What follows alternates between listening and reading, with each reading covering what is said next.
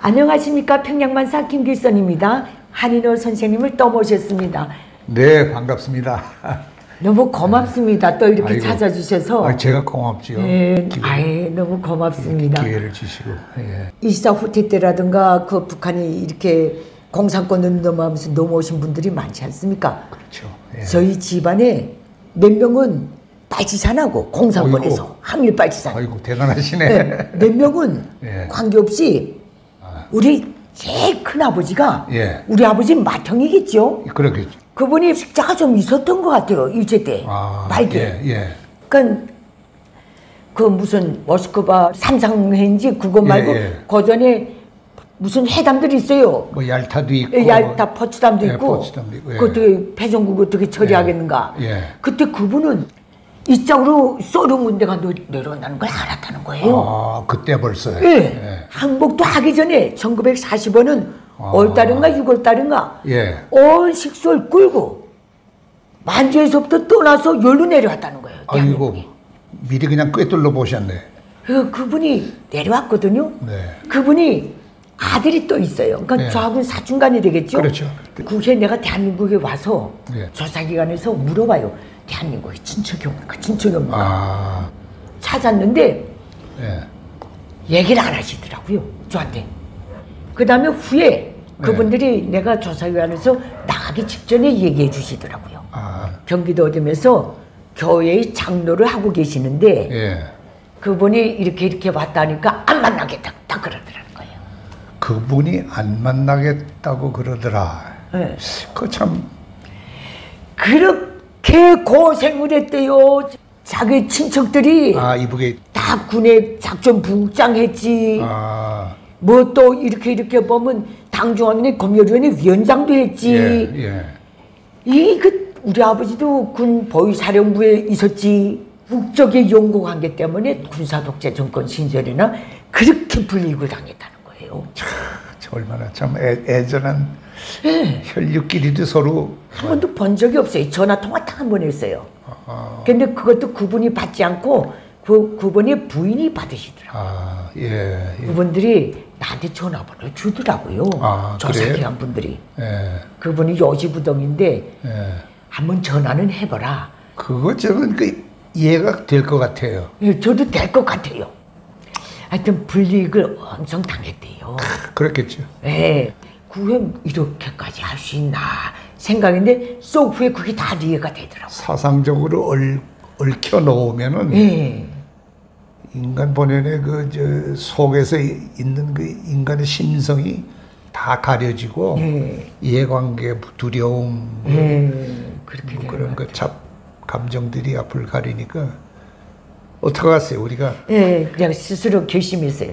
더 열심히 살고 김일성 족속 체제 붕괴에 최선을 다해서 정말 거기에 이렇게든 저렇게든 정말 뚜렷한 전적을 남겨서 그분이 비록 나를 거부했지만은 그래도 언젠가는 나를 기억할 것이다.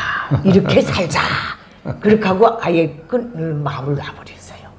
진짜 보고 싶었댔거든요. 저도 그 비슷한 경험이 있는데 집안의 연관이 아니고 제가 국민학교 다닐 때 국민학교 4, 5, 6학년을 서울서 다니고 1, 2, 3학년을 부산 피난을 갔어야 했는데 4, 5, 6학년 3년 동안 친한 친구 중에 손기정 씨의 아들이 있었어요.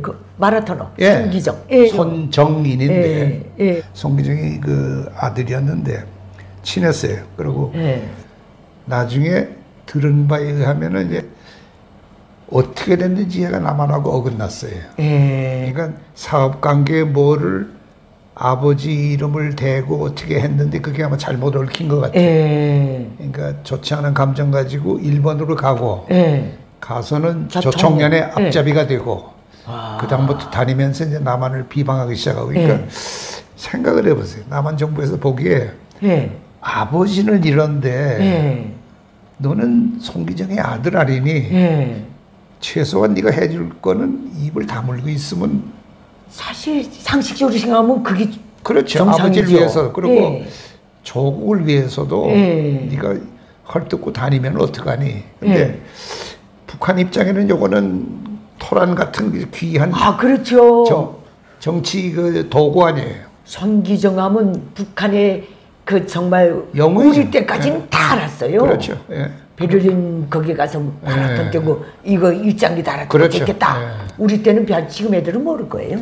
지금도 손기정 씨의 그 남겼던 얘기들을 이렇게 다니는 얘기들 참 좋은 얘기들이 많아요. 어디서 어디 이렇게 특별히 상금을 받았는데 계리사한테 갖다 주고 내가 얼마를 받았는데 왜 이거밖에 세금을 안 떼느냐. 내가 생각하기에는 상식으로 생각해도 네가 얼마를 떼야 되는데 세금을 더 떼야 되는데. 그렇지.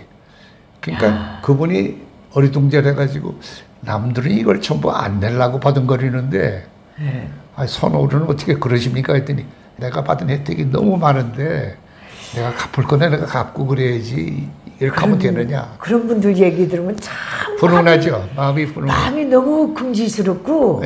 그분 정신은 내가 세금 띄어먹었고 가지고 내가 호의하겠느냐. 내가 나를 도와주고 나를 이렇게 잘 해준 나라를 내가 갚을 거 갚아야지. 근데 그 아들놈은 가서 그 헛된 짓을 하니까 손기정 씨 마음이 얼마나 가슴이 말을 못해도. 그러면 선생님은 내려오셔서 여기서 이북민이라는 정체성에 대해서 생각해 보신 적이 많죠? 많죠. 저희가 이제 대놓고는 얘기를 못해도 저희 친구들, 저희 물론 부모님들 마찬가지고 나만의 뿌리가 없잖아요. 없지요. 우리는 전부 이북들 아니에요. 거기다가 이제 눈 뜨면은 동대문 시장에 나가서 양말 놓고 미래스 세타 놓고 팔고 그랬으니까 그러고 험한 일들 하시고. 근데 제가 이제 중학교를 가게 되니까 저희 아버님한테 첫 제 정체성에 대한 그 테스트를 받을 기회가 있었어요. 그게 정체성에 대한. 그게 뭐냐면은 제가 이제 어린 마음에 그때는 이제 집안의 누이들이 전부 이화여고 다니고 그런 누나들이 있었는데 걔들이 어려서부터 아주 입에 달았어요. 이노야 너 공부해가지고 나중에 이 다음에 경복 가라 자꾸 그랬어요. 그래서 그걸 들으니까 애땐 그렇잖아요. 집안에 누이들이 곱다 그러고 공부 잘하면 뭐 어쩌고 그러니까 칭찬해주면은 헛가닥 이제 돌잖아요. 그래서 열심히 했는데 중학교를 갈 때가 돼서 원서를 이제 받아왔어요. 그래서 경복도 하나 갖고 오고 배제는 기독교 학교니까 두 번째 옵션으로 요거 만약에 거절하면 요거 쓰겠다 하고 두 개를 들이밀었더니 딱 보시더니 아바이 말로 아이 된다. 아이 된다. 이건 아이 된다. 이건 아이 된다. 그러니까 우리가 벌써 알죠. 우리 저 보통 때 유하신 분이 이렇게 아이 된다 그러면 이거는 보통이 아니다. 그걸로 끝이죠. 그러니까 애적에는 그게 어떻게 보면 상처도 되고 실망도 되죠.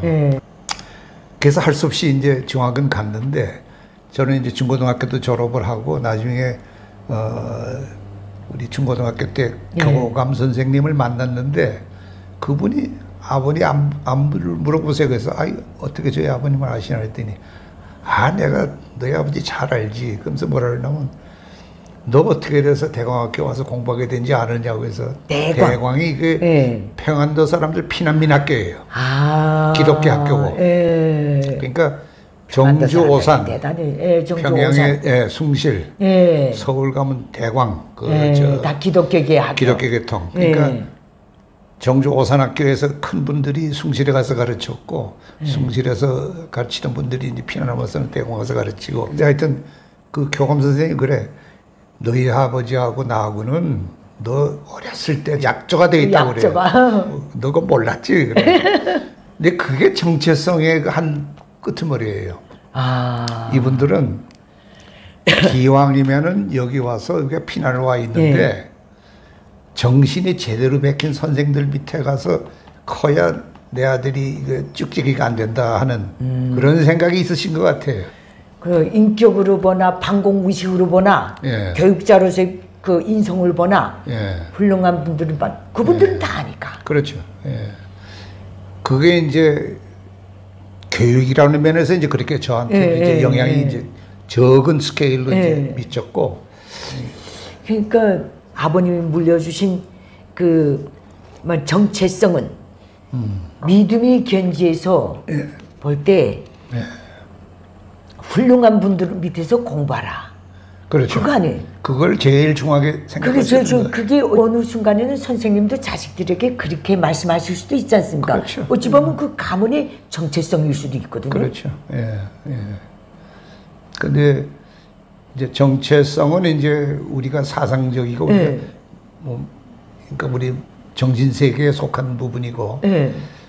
저희 아버님이 이제 그러니까 대동아 전쟁이라고 그러는 2차 대전을 겪고 그리고 4, 5년 있다가 이제 6.25 그게 이제 우리한테는 1.4 후퇴인데 1.4 후퇴를 겪고 나니까 자신도 모르는 게 버릇 비슷한 게 생겼어요. 그게 뭐냐면 전쟁이 다 끝났어요. 휴전됐어요. 그리고 이제 나라가 조금씩 복구하기 시작을 하는데 두 가지 버릇이 있어요. 한 가지는 비행기가 지나가잖아요. 비행기 소리를 들으면은 하던 일을 멈추고 이러고 보세요.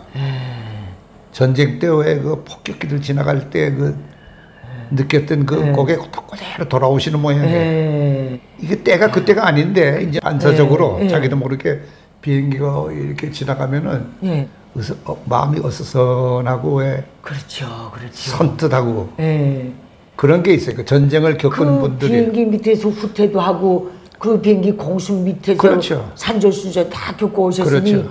그 비행기 때문에 헤어지지 않아도 될 어떤 헤어짐도 있었고 그렇죠. 비행기 보면 그런 생각이 들죠. 그게 이제 한 가지고 비행기 소리에 이제 뭐든지 다 멈추는 말하자면 증세가 있고 한 가지는 주무실 때 보면 불을 다 끄고 이제 주무시잖아요. 머리맡에 플래시라이트이 꼭 있어요. 아, 플래시. 그 이북에 있을 때 등어간제 하잖아요. 불 다 끄잖아요. 밤에 하다못해 무슨 일이라도 있으면은 플래시라이트라도 있어야 그래도 은신을 하고 뭐 하다못해 뒷문이라도 열고 도망을 치든지 어떠든지 그게 몸에 배가지고 평화스러운 남쪽에 와서도 거의 나머지 여생을 뭐가 있어야 안심이 돼요. 그게 그러니까 남한테 없는 그 피난민의 그 몸에 배 있는 그렇죠. 고향을 떠나서 타향에 오신 그분이 그 길에서 이걸 다 겪었기 때문에 비행기 소리 들으면 마음이 벌써 찡하고 그 정체성이죠. 깜깜할 때 이렇게 더듬어서 플래시라이트이 있으면 아 오늘 편안히 자는구나. 그럴 수 서울 태생 아버지들은 없는 피난민 증세 비슷한 게 그 피난민으로서 후천적으로 생긴 그렇죠. 그 동시대에서만 생겨날 수 있는 그 정체성이 그렇죠. 그 시대에만 생겨날 수 있는 그렇죠. 근데 저는 아직도 여기 대한민국에 왔는데 내 정체성이 뭐지? 우리 아버지가 저한테 물려준 게 뭐지? 이 정체성에 대해서 계속 생각하는데 아직도 저는 제 정체성을 한마디로 못 짚겠어요. 우리 아버지가 우리 형제들한테 물려준 거는 정직해라. 군면해야 된다. 누가 보고 말고 군면해야 된다. 옳다고 생각하는 일은 끝까지 가야 된다. 어떻게든 하루 10번 만나도 어른 앞에서 인사해야 된다. 그게 우리 아버지가 나한테 물려준 정체성이 아니냐. 그래서 정체성일 수는 없는데 품성인 것 같아요. 그렇죠. 나를 키워준. 그게 정치가 가미되면 정체성이 되는 거죠. 그렇죠. 그래서 항상 내가 여기서 이렇게 행복하게 살고 이렇게 걱정 없이 살아도 꼭 어딘가는 가야 되는 것 같은 나는 꼭 아버지나 그분들이 바랬던 그 어딘가에는 마음이든지 꼭 가야 될 것 같은 그게 정체성인 것 같아요. 환상을 본다 그러는 거 있죠. 기도할 적에 그런 것처럼 아마 아버님이 지금 헤어지고 갈라진 지 오래됐지만 그렇죠. 보이지 않게 명하시는 명을 아마 그게 정체성. 매일 들으시고 그것만은 거역할 수 없는 것. 환상의 모습이 아니더라도 영적인 대화로 여기서 내가 이렇게 편안하게 일구고 살지만은 그게 내 자리가 아니다는 것 같은 왠지 딱 짚지 못해도 항상 주는 그 울림이 있거든요. 선생님 말씀 들으니까 정체성이란 말이 갑자기 굉장히 크고 엄숙하게 그렇죠. 다가와요.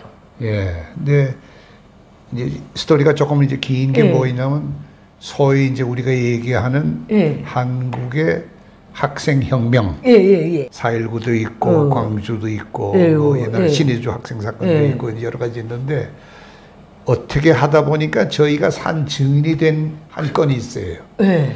그게 1960년 4월 18일. 제가 이제 고등학교 2학년 때인데 그 보통 날이었어요. 보통 날인데 아침에 조회를 하고 들어가서 정상 수업을 하는데 낮에 웅성웅성하더니 오후 되니까 저희가 신설동에 이제 고등학교 중고등학교에 있었는데 그 앞으로 저쪽 고려대학에서 대학생들이 데모를 하러 나왔어요. 그러니까 우리가 학교에서 보니까 뵌단 말이죠. 이렇게 수천 명이 뭐 함성을 그때 시작이니까 프랭카드도 아무것도 없었어요. 그냥 교복 입은 채로 나갔는데 막 소리를 질러요. 근데 부정선거 뭐 어쩌라 뭐 그런 거밖에 안 들리거든요. 근데 그 희한한 게 걔들은 대학생들이고 저들은 명분이 있어서 그렇다 치고 우리한테는 그 남의 비즈니스 아니에요? 우린 또 중학생이고 우리하고 무슨 관계 있어요? 근데 지금 정체성이라고 하는 그 이제 얘기가 이게 어떻게 보면 우리가 얹혀 사는 입장 비슷하기도 한데 나라가 이거 좀 뭐 잘못하고 뭐 학생들을 이렇게 잘못해가지고 그때 왜 마산에서 뭐 데모하다가 군의회 그리고 부정선거를 2번 3번 하니까 이건 지나치지 이건 잘못하는 거지 애 때지만 그거까지는 알거든요. 근데 대학생들처럼 구체적으로 부정선거에 뭐가 뭐 이렇게 해서 우리가 마음에 안 맞는다 이거 철회해라. 근데 이게 피난 나온 학교 그 애들이 대학생들이 지나가는 길에 있다 보니까 이게 발화가 된 거예요. 그러니까 우리도 해야 된다는 거예요. 근데 지금 가만히 생각해 보면 15살짜리 애가 무슨 그런 생각을 하겠어요. 그렇죠. 그렇죠? 20살이나 25 때면 뭐 조금 아니까. 근데 잘못된 거는 고쳐야지. 이승만이가 잘못했다는데 이승만이 개인으로 물론 존경받는 분이지만 잘못하잖아. 그러니까 그런 건 알았지만 지금 생각해도 그 중학생 애들의 비즈니스가 아니었어요. 그게. 아, 그게 틀림없지요. 근데 대학생들이 데모한다고 중학생이 나갈 이유가 뭐 있어요? 근데 역사는 그걸 우리도 데모한다고 나가려고 그랬어요. 그러니까 학교에서 교장들이 겁이 났잖아요. 야, 너들 나가면 큰일 나. 못 나간다. 부모들한테 책임받고 지금 그나마 학교 교정안에다가 닫아 걸었는데 나가겠다는 거예요. 그 애들은 어제까지는 저 존경한 교장 선생님이고 담임 선생이지만 우리도 저거 데모해야 된다고 어떻게 보면 참 무서운 일이에요. 그 애들이 몸으로도 우리는 작잖아요. 그래가지고 그날 저녁에는 나가니 안 나가니 하다가 일부가 나갔어요. 문을 이제 거의 수위가 못 열게 하는 걸 힘으로 열고는 일부러 나갔어요. 그래가지고 신설동, 숭인동, 동대문 그 앞에까지 갔어요. 근데 나가니까 첫날은 그렇게 과격하게 저질 않았고 방맹이로 얻어맞았어요. 총 쏘거나 그러진 않았어요. 그러니까 막 이게 귀가 째지고 눈등이 떠지고 막 교복을 잡아당기니까 막 터져지고. 근데 그날 보니까 우리만큼 흥분한 분들이 누구냐면 선생님들이에요. 이게 전부 신의주나 뭐 의주 어쨌든 평북도에서 내려오신 분들 평안도에서 피가 섞인 사람들이 6.25 동란에 가서 어떤 사람은 다리를 절고 뭐 팔도 부상당하고 이런 분들이 선생인데 이분들이 우리 애들 머리 터지고 막 그러니까 흥분을 한 거예요. 동대문 경찰서에 가서 숙명들하고 들로부터 그냥 막 대들고. 근데 선생님들은 되게 유한 분들 아니에요. 장사꾼도 아니고. 근데 이분들이 그 흥분했다고 그러는 게 나 그 정치성에 연결이 되는 게 이거 잘못된 거는 고쳐야 돼. 우리도 주인이야 이 나라. 그렇죠. 우리가 보고 왜 그 눈을 감고 있냐. 그러고 어린 애들이 이렇게 저거 아니라는데 그러면 당신들 어른이 잘못한 거야. 그러면서 애들을 하나씩 구해낸 거예요. 그래서 4월 18일 날은 소규모로 움직이고 이제 끝났어요. 자, 그 다음 날이 이제 됐는데 그때는 TV가 없던 시대 아니에요. 호해가 나돌고 이제 그런데 보니까 그날 밤에 그 돈 호회 중에 고대 애들이 가다가 정치 깡패들한테 맞아가지고 머리들이 터져가지고 종로 4가 5가 여기서 다친 애들 사진이 막 났어요. 그걸 보더니 그 다음날 이제 4월 19일이 딱 됐는데 날은 가방을 딱 갖다가 이제 놓고는 첫 클래스를 하니까 뭐 삐딱한 얘기들하고 교장에 전부 모이자는 거예요. 나가니까 이제 선생 교장 이분들이 앞에 막아서 가지고 반 엄포를 놓고 반 사정하는 거야. 너희들 나가면 안 돼. 저거는 너희보다 머리 큰 애들이 좀 하는 거지. 너희는 하면 안 돼. 그러니까 옥신각신 그러다가 나중에 이제 그 양쪽이 합의한 게 있어요. 학생들하고 교원진하고? 그렇죠. 뭐라고 이제 약속을 했냐면 뭐든지 우린 기독교 학교니까 시작하고 끝에 기도를 시작하고 기도를 끝낸다. 그 다음 말이 뭐냐면 대화를 질서 있게 하지 막 그냥 난동하고 그냥 뛰어댕기고 그런 짓 안 한다. 그 다음에 이제 학교에서 또 그 일을 좀 귀찮게 만들어가지고 이제 대모 못하게 하느라고 밴드를 앞장 세우고 이제 나팔 불면서 가겠다 이거예요. 그러니까 그럼 그것도 하라. 사실은 그건 힘들죠. 깡패들이 방맹이 들고 막아서 뭐 애들 저 패를 때 뭐 악기 들고 어디. 근데 하여튼 세 가지를 약속을 하고 그때 그 황강원이라고 그러는 아주 존경받는 목사님이 한 분 계셨어요. 그분이 이제 돌아가셨는데 그분이 앞에서 정말 눈물로 이제 기도를 하고 그리고 이제 가슴이 떨리지만 문을 열어줬어요. 그래가지고 4월 19일 날 이제 고대 애들은 그날보다 더 세게 왜냐면 자기 학생 그 클래스메이트 그부들이 막 머리에 터지고 막 그랬잖아요. 그래도 그날 밤 그 18일 날은 총을 안 쐈어요. 근데 4월 19일 되니까 완전히 그냥 그 다음에 뭐 그 다음에 동대문시장 광장 거기 나오니까 장사꾼 아저씨들도 문을 반 정도 철거하고는 얻어맞고 도망치는 애들 있으면 골목길로 그냥 감싸주고 물들 떠다가 먹여주고 아주 그 눈에 띄게 동조하는 그런 모습이 있었거든요.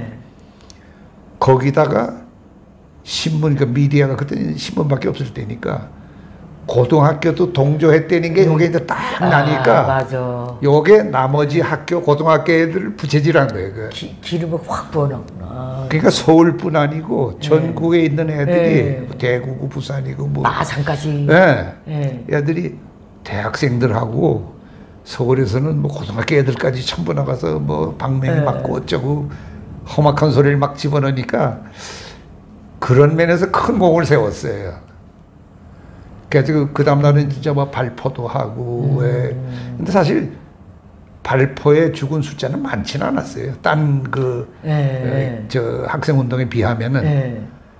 그러다 그 다음에 며칠 있으니까 교수들이 그냥 조용히 시위하고 대통령도 병원에 가서 보니까 자기가 할 짓이 아니거든. 그러니까 밑에 있는 사람들이 그걸 물론 했겠지. 그래도 책임은 자기한테 있는 거고. 이승만 대통령이 나가 하야하겠다. 학생들이 이렇게 나라를 위해서 이거 하는데 내가 이거 대통령 자리 이거 끼고 앉아서 그런 거 아니다. 하여튼 그 정체성의 극치가 이거 우리가 나이가 어려도 우리가 할 건 해야 돼.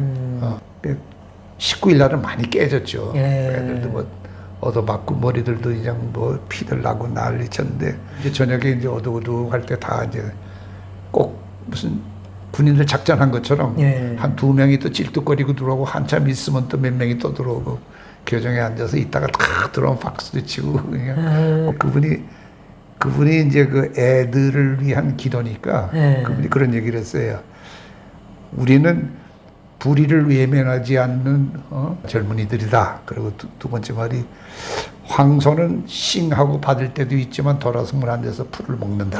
다시 말하면 원위치로 돌아간다. 이제 그 두 마디를 했어요. 근데 그렇게 해서 그 4.18, 4.19를 이제 어떻게 보면 유종의 미를 이제 한 부분을 맡은 거죠. 근데 그게 이제 숨겨 있는 나중에 알려진 사실이 그때 교장을 하신 분이 이제 이 교장이신데 그분이 한 20, 30년 전에 심의조 신의주 학생 사건의 주동자였어요. 아. 이창로 교장이라는 분인데, 그러니까 조금만 더 있었으면 그분이 18일이나 19일 날 애들을 저지하면서 가슴을 얼마나 흥분했겠어요.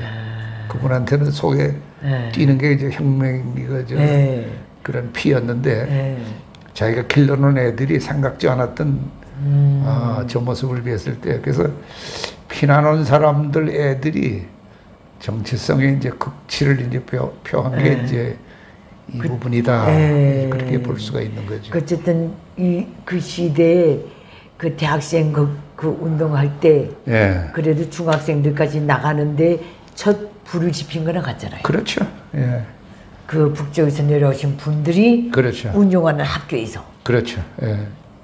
그게 정체성일 수 있겠어요. 그 선생님들이 학생들 보호하면서도 그렇죠. 어떻게 허락해주고 거기서 정말 또 대한민국이 한 단계로 더 가는 데서 그분들이 키운 제자들이 살아있는 교육을 또 현장에서 시켜준 거고 몸소 배해준 거죠. 그게 정체성일 수도 있어요. 맞아요. 참 귀한 우리나라의 한 역사. 우연은 아니죠. 이렇게 보든 저렇게 보든. 그렇죠. 정체성은 절대로 우연이 될 수 없죠. 지금 탈북을 한 젊은이들 35,000이고 얼마고 이분들이 해야 할 몫이 있는데 50년, 70년 전에 그 두 세대 전에 한 사람들하고 틀린 모습으로 각계각층에 들어가서 물론 좌절하고 그저 평범히 사는 애들도 물론 많겠지만 정체성이라는 건요. 어떻게 형성되는가 내 선생님 말씀드리면서 제가 하나는 사회교육에 의해서 형성되고 하나는 가정교육에 의해서 형성되거든요. 그렇죠. 사회교육에는 신앙생활도 들어가고 학교생활도 다 들어가지 않습니까? 선생님과의 관계도 그렇고 그 가정생활은 부모와의 관계가 다 들어가지 않습니까? 그래도 선생님네 세대 그 모든 그분들은 이게 가능할 때 다 여기 오셔서 이 정체성을 이어갈 수 있었는데 김일성 적석은 정말 자연적으로 필연적으로 겪게 되는 이 어느 한 국민이 정체성을 개인 독재 체제 수립에 야망이 매몰시켜 버림으로써 80년대에 태어나서 90년대에 학교 다니고 한 애들은 정체성이 뭔지 모르게 돼 있어요. 학교 교육도 제대로 못 받았어요. 나라가 몽땅 미공급 시대에 들어가다 보니까 그렇죠. 학교가 제대로 안 들어가서 문맹자가 생겨날 지경으로 그렇게 만들었거든요. 그 다음에 가정생활 딱 하루 한 끼 먹는 문제에 인간의 모든 본능을 매몰시키다 나니까 애들을 가정적으로도 교양할 그런 게 없었거든요. 그런데 이 북한에서 나온 탈북민 중에서도 어느 측면에서 받았던 사람 나름에 따라서 이 정체성을 알고 여기 와서 열심히 일하는 분들이 많아요. 그렇죠. 학자까지. 근데 이거 호응 없이 온 애들은 상당히 고충을 많이 겪어야 될 거예요. 그래서 저도 보고 이제 유튜브나 그 뭐 여자들 뭐 수다 뭐 그런 걸 보면서 피할 수 없는 그런 이제 부분이 평양에서 호요식하고 잘 살던 애들 있잖아요. 얘들 부분이 나올 때 조금 불편한 게 있어요. 제가 평양 시민 생활만 32여 년입니다. 잘 살고 잘 먹고 평양 시민 그래본 적이 없습니다. 그래본 적이 없어요. 저는 그 공급제도에서 산 사람이기 때문에 나는 우리 아버지 어머니가 새벽에 나가고 밤에 들어가서 배 같은 배를 타서도 우리 끓여 먹일 수가 없어서 항상 쌀이 남아 돌아갔지만은 그걸 우리는 먹이질 못해서 남은 거고 집에 할머니라든가 어머니가 일 안 하고 집에 있는 집은 항상 쌀이 모자란 게 평양 시민이었어요. 저런. 평양 시민으로 사는 정기간 여름 한철에 풋고추도 많고 먹어본 적이 없어요. 딱 공급제에 의해서. 고기 한 토막 뚫고 일송광장 옆에서 살았거든요. 그래서 평양 애들 평양이 잘 먹고 잘 살았단 말하던 역진이나 죽겠어요 나는. 그래. 거기서 산 애들이 만나 그런 생각이 많이 들거든요. 난 그래서 그 정신적으로 좀 이게 루스해지고 자꾸 나사가 풀어지는 게 아닌가. 저게 또 2패로 3패로 그 자기네 출신에 따라서 저렇게 모습이 달라지나. 그 여기 와서 잘 살았다는 부류를 보면 북한에서 이렇게 뽑혀가지고 해외 북한 식당에 나가서 일하다 온 애들 잘 살았으면 걔 부모가 왜 자기 귀한 딸을 남의 나라의 식당 서빙을 내보내겠어요? 그렇죠. 맞아요. 자기는 또 골급이랍니다. 골급의 간부가 뭐가 부족해서 제 자식을 그런 인력 수출을 내보내겠어요. 그렇죠. 여기부터가 스텝이 꼬이는 거예요. 그거는 안 본 셈 치고 조용히 듣고 그냥. 난 그저 화딱 지나요. 북한에는 그런 거 없어요. 외국에 나와서 인력 수출하고 이렇게 한 것들은 정말 거기서도 살기가 힘들기 때문에 북한 저 폐쇄국가에서는 달러만 있으면 그래도 남보다 조금은 환율적인 그 문제에서도 그렇죠. 살 수가 있기 때문에 그래서 뇌물을 왕창 주고 내보낸 애들이 뛴 거예요. 제 부모도 굶으면서. 그러니까 내가 말씀드린 게 정체성이 없다는 거예요. 여기서도. 사회교육이라든가 가정교육을 제대로 받는 그 정상국가에서 살았으면 얘들이 어떤 경우에 여기 와서도 그런 말을 못하죠. 근데 이제 다행한 거는 저희가 접촉한 내 같은 나이 또래 사람들이 뭐 그 전에도 있었겠지만 우리 때는 두드러진 게 서독광부들 스웨덴 간호사들 그 간호사는 많았어요. 12,000명인가 그렇고 광부가 한 8,000명 돼요. 근데 이분들은 똑같이 고생했거든. 똑같이 고생했죠. 그러니까 나는 뭐 거기 가서 편하게 있어서 이럴 사람이 하나도 없어요.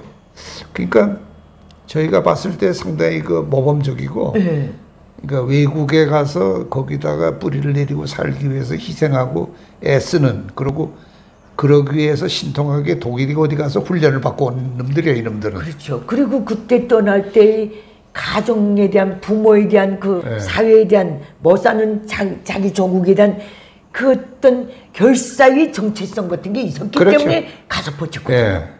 그리고 중동에 갔다 그러는 초대 그 처음 그 공사 현장, 그 뜨거운 그 저 사막에 가서 7천 몇백 명이 오죽하면 한 달에 한 번씩 그 저 바닷가 있는 데를 가서 헤엄치고 전부 편지에 그 돈 다 해서 집에다 보내고, 그거 가지고 돈 모아가지고 경부고속도로 놓고. 그렇죠. 근데 이 대한민국은 그래도 그런 기회라 또 가장 지질이 가난한 나라에서 경제 재건이라고도 말 할 거 없죠. 빈토에다 세우는 그렇죠. 그 처형길을 그래도 정상적으로 겪었잖아요. 그렇죠. 북한은 아직 비정상적인 길을 갔기 때문에 북한의 오늘날 우리처럼 70년대 공부한 학생들까지도 어찌 보면 어떤 책무이기도 하고 채무 같기도 한 정체성이 있는데 그에 80년대에 태어나서 난 애들은 그 교육받을 기회까지도 깡그리 없어졌기 때문에 희미하게 이제는 완전히 꼬리가. 그러니까 잘 살았다는 기준이 뭔지 이것 자체도 몰라요.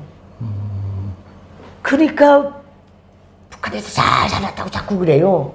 그렇게 잘 살면 여기까지 왜 와요?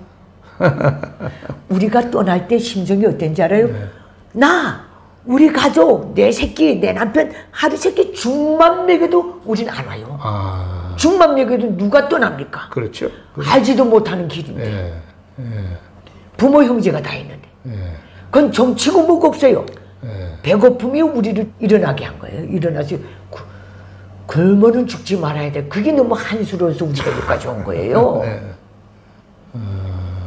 우리는 정말 죽만 먹었어도 여기까지 안 와요.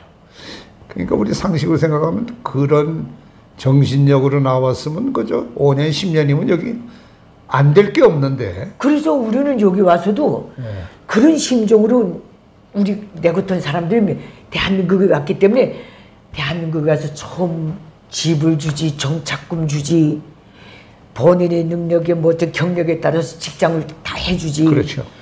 대학 특례 입학을 다 시켜주지. 이게 그렇게 미안하고. 아, 그래요? 나는 그랬어요. 임대주택 준 것도 한 2, 3년 지나니까 통지가 날아오더라고요. 당신은 이제 수익이 여기서 살 대상이 안 된다. 그때 너무 감사해서요. 그래요? 네, 나는 임대주택 국가가 정해준 거기 때문에 북한처럼 생각한 거예요. 여기서 죽을 때까지 살아야 되는갑다 했어요. 북한에서 그 집 한번 정해주면 국가가 너 다른 데로 가라 할 때까지 거기서 살아야 되는 너의 그 시스템을, 그런 제도라면 그런 시스템인갑다. 내가 돈 벌어서 집 사서 나갈 수 있다는 거 말론 들어서도 안 오더라고요. 그러다 어느 날 딱 왔어요. 아니, 통지서가 날아온 거예요. 진짜 나가도 되나? 여기서 열심히 일해서 돈 벌어서 집 사 나간 사람들도 많다는 거예요. 그렇겠죠. 그러면서 축하한다고 그러더라고요. 나가게 됐다고. 그게 순리네. 제대로 된 절차네. 그때 나는 그렇게 고맙더라고요. 내가 어떻게 살았는지는 잘 모르겠지만 어쨌든 하나 받은 건 내줬구나. 그 생각이 들더라고요. 난 이것도 정체성인 것 같아요. 그렇죠. 얼마나 자랑스러워요. 얼마나 자랑스러워요. 내가 자라온 환경과 우리 부모가 준 나한테 고마움을 하려는 정체성인 것 같아요. 우리 선생님네 세대는 그때만의 정체성은 뭔가 불의에 관한 문제, 그렇죠. 정확한 교육을 받아야 된다는 문제, 신앙생활에 관한 부모들이 그렇죠. 남겨준 훈유, 고향의 선배들이 남겨준 선대들이, 이게 정체성이었다면 우리는 또 이런 게 정체성인 것 같아요. 고마움에 대한, 국가가 베푼 혜택에 대한 고마운 마음을 갖고 보답한 데 대해서 긍지를 느끼는 게 내가 자랄 때 북한에서 살았지만은 나한테 그게 심어졌기 때문에 여기까지 왔겠죠. 내가 내 몫을 이제 해내는구나. 나도 너 혼자 설 수 있고. 드디어 받은 걸 돌려주는 그 국민이 되는 길에 들어섰구나. 여기에 대한 긍지와 그걸 해냈다는 그거하고 자긍심이. 그 머리털 하나 달고 들어온 우리 가족을 보듬어줬던 거기에 대한 고마움이 그걸 느낄 줄 아는 게 정체성인 것 같아요. 이거 없으면 사람 아니죠. 좋습니다. 그걸 얘기를 하면 탈북한 젊은이들이 어떻게 수긍을 해요? 그 각자가 다 온 길이 다른데. 물론 이제 그분들의 판단이니까. 근데 우리 조상님들이 한 말씀이 흘릴 게 하나도 없어요. 낙낙장성도 군번은 종자라고 하셨어요. 그래? 같은 세대, 같은 또래가 왔는데 다 틀려요? 다 틀려요. 그런데 더 감사한 거는 열심히 살아서 돈을 버는 것으로서 받았던 것을 하나하나 그 어찌 보면 빌린 거나 같지요. 그걸 하나하나 벌어서 내주고 나가면서 선생님 나 집 샀습니다 막 이럴 때 있지 않습니까? 그거 참 기가 막히네. 선생님 나 자동차 샀습니다. 이렇게 말하면서 기뻐하는 것. 이런 부류가 많은가 하면 그렇지 않은 부류가 또 있어요. 난 여기서 정체성이 갈라진다고 봐요. 그렇죠. 그렇죠. 대단한 뭐 학식은 없어도 이게 정도로구나 하는 거를 나보다 한참 어린 탈북 후배들 그런 애들은 부모가 줬던 뭐 줬던 정체성이라는 그 끈을 핏줄을 들고 나온 거예요. 그렇죠. 저도 그건 그저 100% 그래 하는데 제가 일하던 공장에는 이제 그 구분이 거의 분명해요. 미국서 나서 커서 여기서 큰 애들. 그러고 이제 구라파에서 왔기 때문에 아버지 때나 저희 때나 이렇게 와서 엉덩이 붙인 애들. 요 세 번째는 할아버지 때부터 계속 불평을 하던 흑인들. 저한테 좋았고 축복된 거는 저희가 공장에서 딜하는 까만 애들은 제일 좋은 흑인들하고만 우리는 같이 일해요. 왜냐하면은 아침에 일찍 일어나고 4시 반이면 깨어나서 커피 달여서 마시고 신문 보고 뭐 자기 런치 그 샌드위치 싸고 충분히 일찍 일어나서 차 몰고 가서 파킹 넉넉히 하고 일하는 그 자리 거기 가서 30분 20분 미리 와서 이렇게 하면서 일하는 애들이 있어요. 어려서부터 부모들이 영양분을 먹고 컸다고. 그렇죠. 근데 이제 그게 우리하고 이제 어떻게 서로 이제 한택이 되냐면 우리는 이제 엔지니어들이니까 이제 청사진을 그려줄 거 아니에요. 그러면 우리는 보이는 것만 가지고 이제 디자인을 해요. 그래서 청사진을 그려가지고는 도장을 찍고는 거기다 뭐 일하라고 그냥 레이버 그런 거 전부 붙여주는데 현실은 지가 사다리 놓고 올라가서 하다 보면 틀릴 수가 있어요. 아, 그렇죠. 치수가 틀리든가 거기가 땜질을 못하게 돼 있든가 아니면 누수가 돼서 어떻게 되든가 나 같은 사람은 그냥 곤란하게 저 망신 주고 그냥 쥐뿔도 모르는 놈이 이거 해가지고 이게 되냐고 팽개치고 그럴 수 있는데 그런 놈들이 까만 애들이 이제 그런 놈들도 물론 있어요. 대개는 이제 그래요. 야, 너 이거 안 올라가서 모르지? 너 올라가 봐도 여기는 이렇고 여기는 이렇고 이렇게 하는 게 나아. 그러면서 나중에 끝에 그래요. 야, 네가 곤란할 때 내가 이번에 도와주는데 나중에 이 다음에 내가 어려울 때 되면 너 하나 빚진 거 있어. 친구로서 반 그저 농담 비슷하게 이쪽 손이 씻혀줘야 이쪽 손이 씻겨. 두 손이 서로 비벼줘야 씻기는 거야. 근데 그러면서 이제 몇 년을 일하면 우리가 걔들에 대한 존경심이 생겨나요. 아, 저놈은 내가 믿을 수 있어. 근데 흰 애들한테는 그런 정서가 많지 않아요. 걔들은 구라파적인 실용주의적인 이런 게 있어서 그렇고 얘들은 억눌렸다가 이제 살만하고 그러니까 저들이 사람이 사는 돈은 머리 굴려가지고 하는 게 아니야. 우리가 서로 내가 너한테 의지하고 네가 나한테 의지하고 공통적인 게 흑인들한테는 할머니라고 그러는 특별한 위치가 있어요. 무조건 지 편이고 무조건 저 감싸주고 저 가려주고 남하고 싸우면 지 새끼가 잘못했어도 나가서 싸워주고. 근데 그런 면에서 우리하고 어느 면에서는 검은 애들하고 우리하고 뭐랄까 억눌렸을 때 느끼는 피해 의식 같은 게 통하는지. 근데 하여튼 뉴스 같은 거 이제 까만 애들이 항상 못된 짓 하는 것만 뉴스에 나오잖아요. 뭐 총질하고 죽이고. 근데 속으로는 그렇지. 저렇지 않은 까만 애도 많아. 그렇지요. 왜 저런 것만 자꾸 저러니. 흰 놈들 나쁜 놈들은 더 많은데 어떡할 거야. 근데 걔들은 그 사회에 있으면서 저들이 이렇게 물 따라서 거슬러 올라가다 보니까 우리끼리 서로 도와야 돼 하는 그걸 깨쳤다는 거예요. 탈북자들도 그런 정서 비슷한 게 우리가 서로 도와야 돼. 서로 그저 손가락질하고 자꾸 고발하고 그 짓 하지 말고. 그거는 틀림없는데요. 저는 그건 다 틀림없는데 지금 탈북자 3만 몇천 명밖에 없거든요. 근데 그런 식으로 했으면 흑인 분들 그거는 충분히 이해가 가는데 우린 내려오신 분들이에요. 그렇죠. 이게 북한에 있을 때는 동네 사람밖에 모르고 살았어요. 우리도. 그렇죠. 그건 여기 와서 저런 사람이 북한에서 살았구나. 우린 다 이렇게 알게 된 거예요. 이런 속에서 북한은 지역마다 표시되어 있기 때문에 김일성 적설 한경도 멸시주의 평안도 무슨 내세워주기 김일성이가 그 제일 나쁜 짓이 그거예요.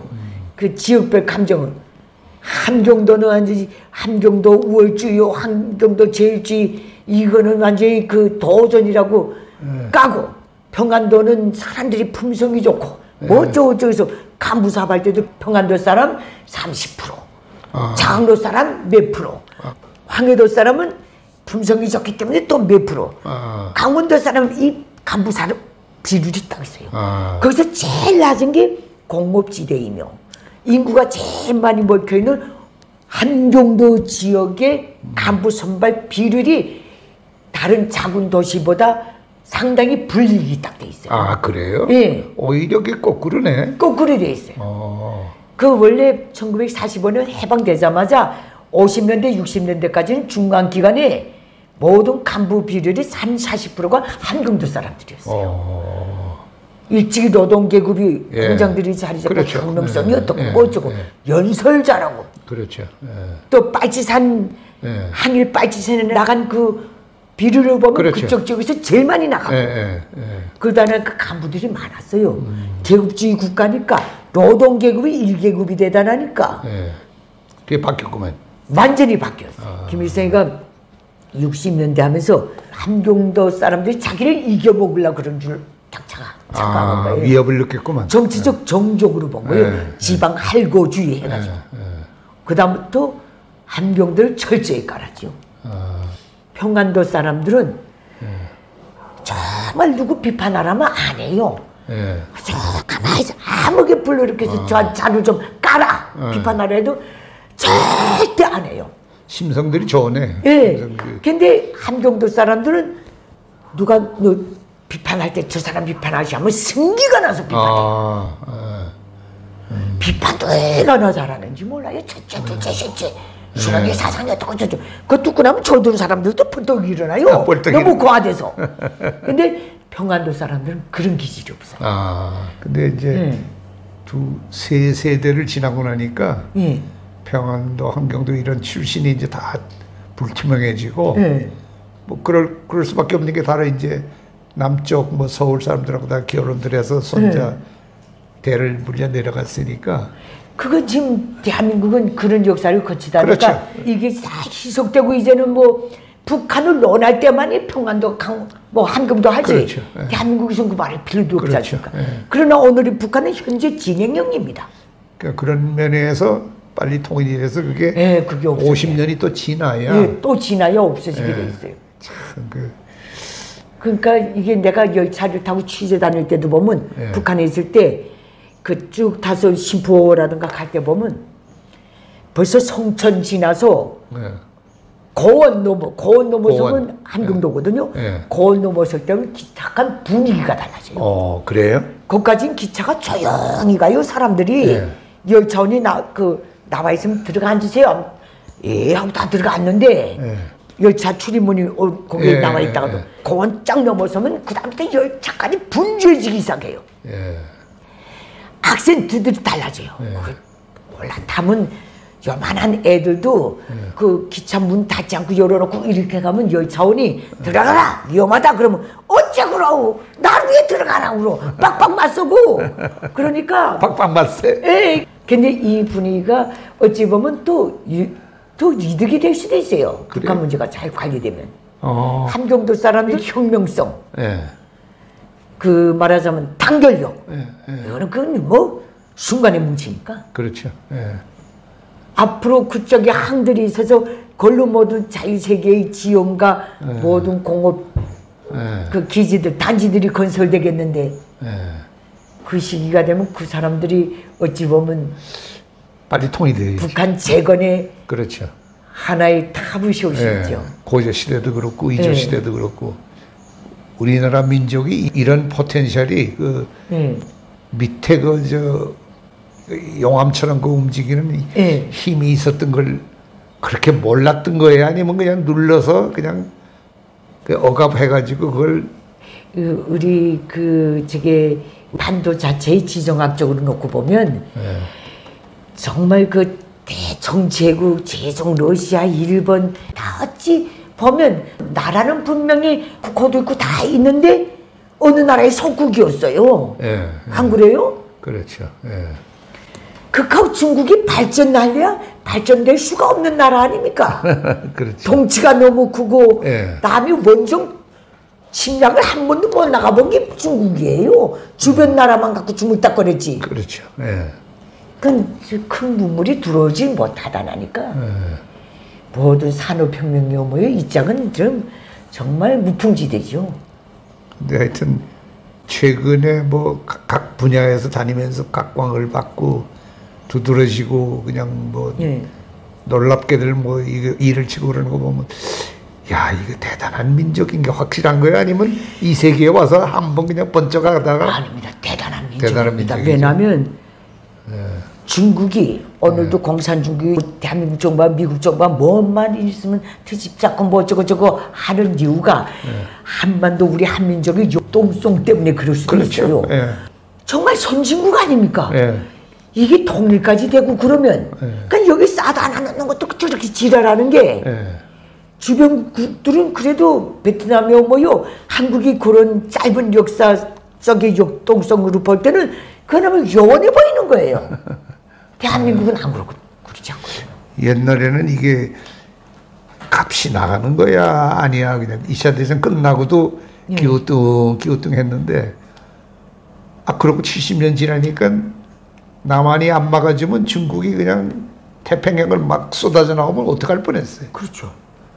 대만은 조그마니까 지금 힘이 없고 한국이 동해, 서해 그냥 러시아 쪽까지 딱 지금 막아주니까. 앞으로 보세요. 중국이든 러시아든 만년 저꼴로 앉아있을 나라들은 아니거든요. 그렇죠. 역사는 전진하니까. 예. 그렇게 되면 우리 한반도의 지정학적 위치가 이게 어떻게 됩니까? 기가 막히죠. 기가 막히게 되는 거예요. 지중해에 맞먹는 그렇게 되는 거예요. 그 생각해 보니까 남한 반도도 이게 보통 이게 여지가 아니거든요. 나폴레옹 시대에 프랑스 선교사들이 여기 왔댔대요. 그렇죠. 왔다가 3명이 왔다가 갔대요. 나폴레옹한테. 그래서 어디 갔댔느냐? 저 동방의 조선이라는 나라에 갔댔다. 그래서 선물을 내놨대요. 조선에서 가져온 거. 대통 있지 않습니까? 그거 하나하고 부싯돌 있지 않습니까? 그걸 그 동방에서 가져온 선물이라고 내놓으니까 나폴레옹한테. 나폴레옹이 이거 장죽 들더니 이게 뭔가 이거 하는 거라 이 돌만큼 뭔가 피해서 키우는 거다. 그러니까 아직도 이런 거 쓰는 나라가 있는가 그러더래요. 그러니까 있다고. 그 나폴레옹이 그걸 물어봤대요. 그 나라가 독립국가인가 이렇게 물어봤대요. 독립국가라고. 그 나라 주변에 어떤 나라가 있는가 이렇게 물어보니까 그 옆에 대충 중국, 대충 제국, 그다음 러시아, 그다음 일본. 아니 그 짬에 끼워서 아직도 독립국가인가 그러더래요. 그 나폴레옹이 그 말 한마디 했다고 그러더라고요. 참 지혜로운 민족이다.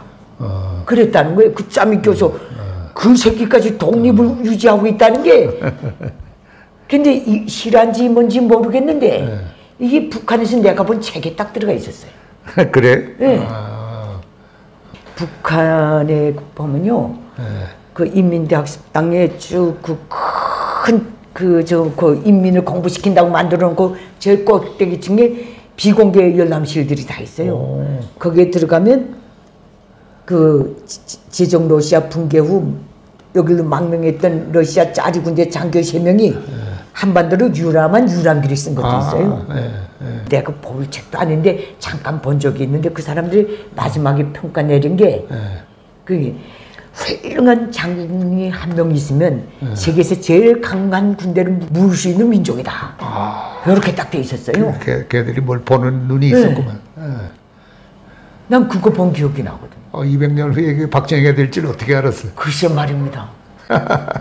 이 한반도가 지정학적인 자산 가치는 변하니까 계속. 그렇죠. 계속 변하니까. 거기다 우리가 또 우리 자신이 잘 나가고 있어요. 잘 나가고 있고 난 대한민국 참 진짜 독재 국가하고 대륙을 접하고 이렇게 있으면서도 자우 논쟁 계속 싸먹었던 나라가 이거 견디게 나는 대한민국에 와서 한 10년 동안 한숨도 못 잤어요. 왜요? 불안해서. 오니까 반미 투쟁이지 메가도 장군 끌어내리겠다고 그러지. 김대중 노무현한테 그랬어요. 그 민주주의가 그저 그래요. 다른 건 몰라도 하나만 정확히 알고 왔거든요. 김일성이가 늘 그랬어요. 남조선의 미군이 단 한 명만 주둔해도 우린 남조선 해방 전투를 못한다 그랬어요. 6.25 때 하도 호되게 당해가지고 즉각 개입해버린다는 거예요. 미국 자산이 얼마나 많아요. 그렇죠. 미국이 왜 대한민국을 더 줘요. 근데 그래도 너무 그러니까 막 그저 잠을 못 잤어요. 잠을 못 잤어요. 근데 한 10년 지나니까 이 나라는 원래 이렇게 굴러가는 나라로구나. 그렇죠. 무너질 것 같아도 안 무너지고. 대통령이 갈릴 때마다 무너질 것 같아요. 막 어떠기처럼 이렇게 넘어진 적도 없고. 요 위에서 이렇지만은 어쨌든 이 중심축은 자유민주국가라는 중심축은 있구나. 이걸 분명히 알았어요. 그렇죠. 지금은 걱정이 없습니다.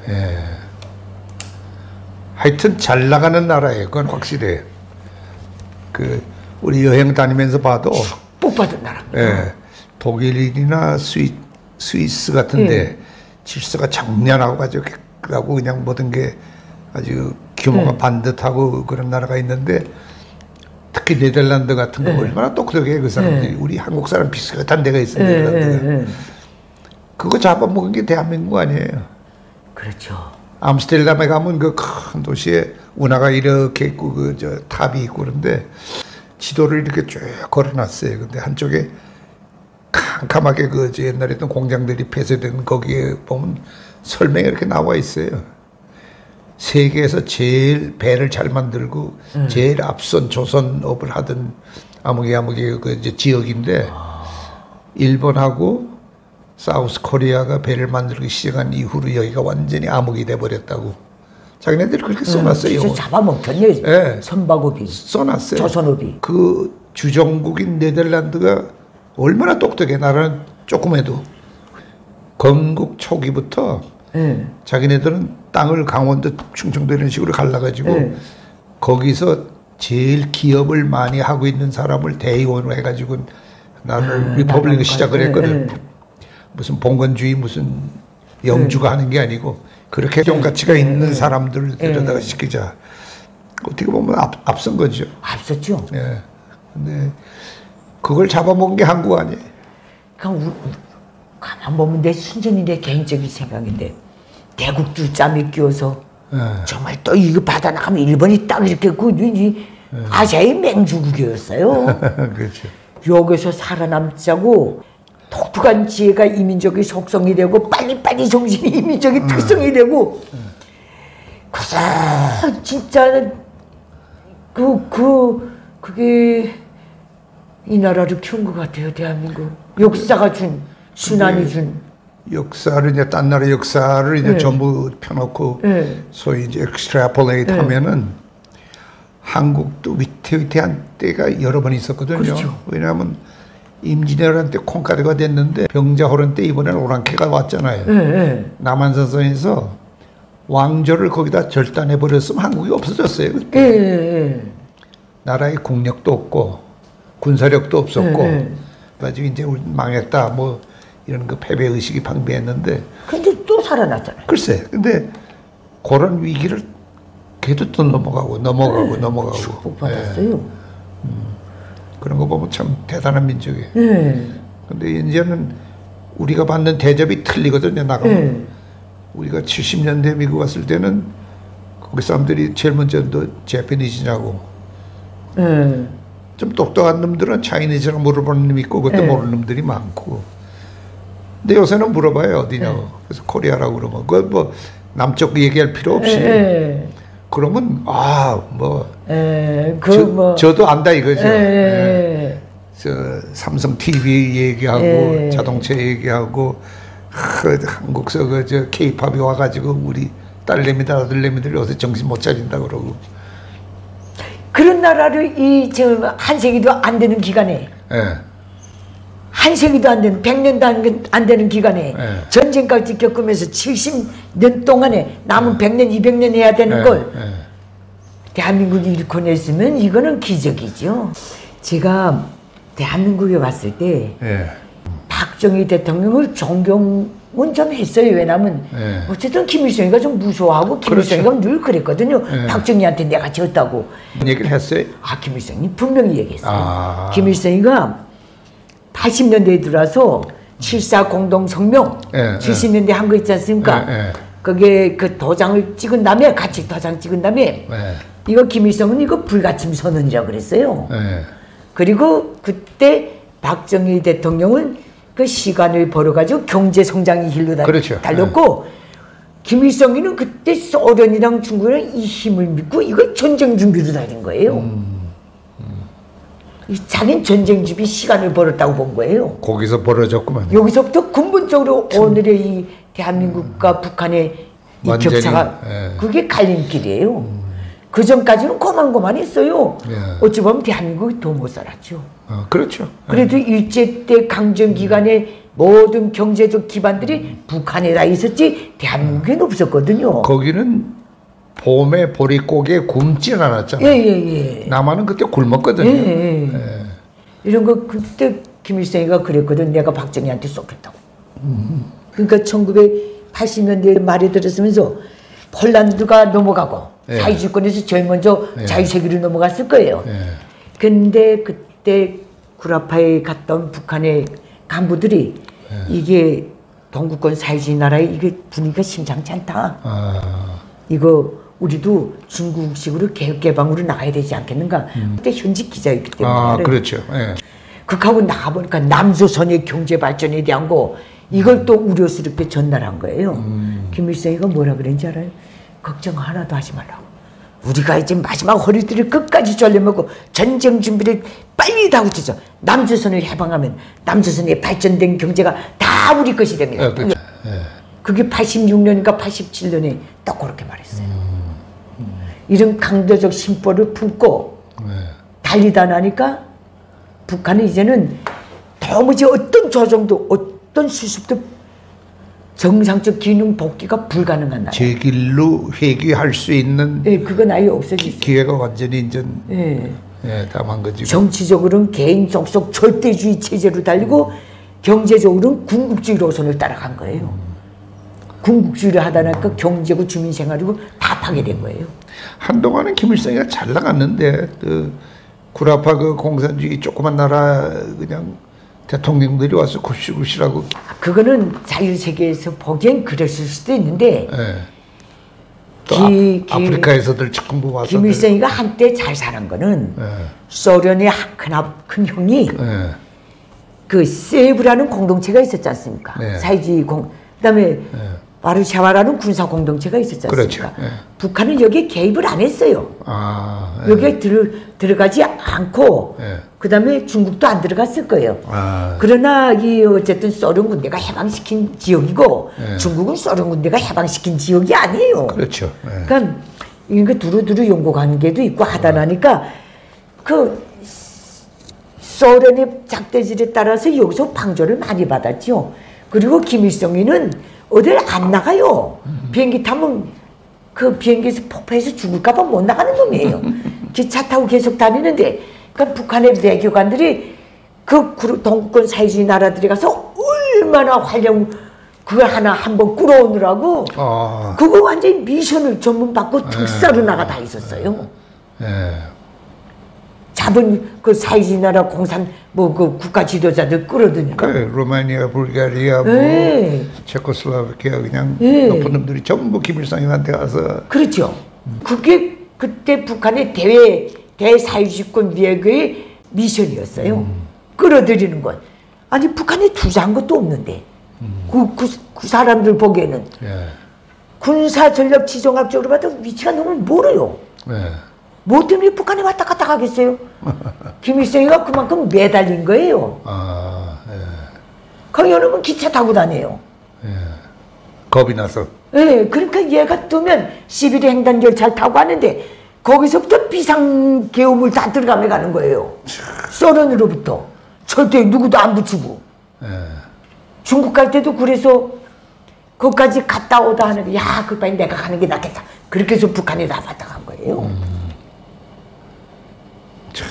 만약에 김일성이 그렇게 그랬으면 동구권 사회주의가 무너질 때 동독의 호네케르요 무슨 루마니아의 차우셰스쿠요 북한으로 망명했을 것 아닙니까? 안 갔습니다. 그렇죠. 안 갔어요.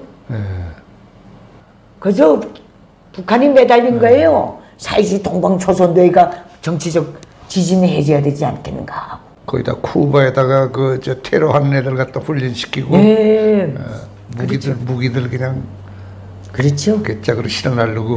그 쿠바에 가 있는 그 사신 고사기관 정은 다 북한에서 나간 거니까. 글쎄.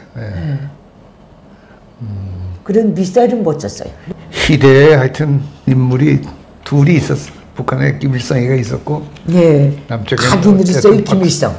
박정희가 있었고, 그 개혁가로서 혁명가이자 개혁가로서의 박정희 대통령. 70년대 그때 초석을 딱 놓고. 거기서부터 갈라졌죠. 박정희 전 대통령은 진짜 보릿고개도 못 넘던 이 그렇죠. 가난한 나라. 이것 때문에 혼신을 다했고 그 길에서 독재를 했을 수도 있어요. 개발 독재라는 그거. 그렇죠. 이 새끼는 그것도 못하면서 독재했어요. 김일성은. 아니 정치하는 사람이 10가지면 7개 잘하고 3개 좀 미흡할 수가 있고 어떤 놈은 5개 잘하고 5개 못하는 것도 있고 어떤 놈은 2개 잘하고 8개는 망가치고 그런 놈들도 있는데 박정희가 그래도 7, 8개는 제대로 해놓고 무슨 뭐 민권이고 뭐 저 사람들 불평하는 거 안 들어주고 갖다 집어였고 그거 해야지 기차가 가지 앞으로 가지.